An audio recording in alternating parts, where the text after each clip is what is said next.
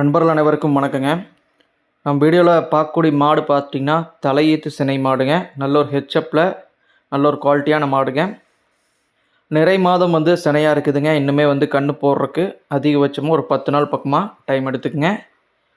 கன்றுக்குட்டியாக சிந்தாமணியில் வாங்கினதுங்க. தற்போதைக்கு 6 பல் போட்டிருக்குதுங்க.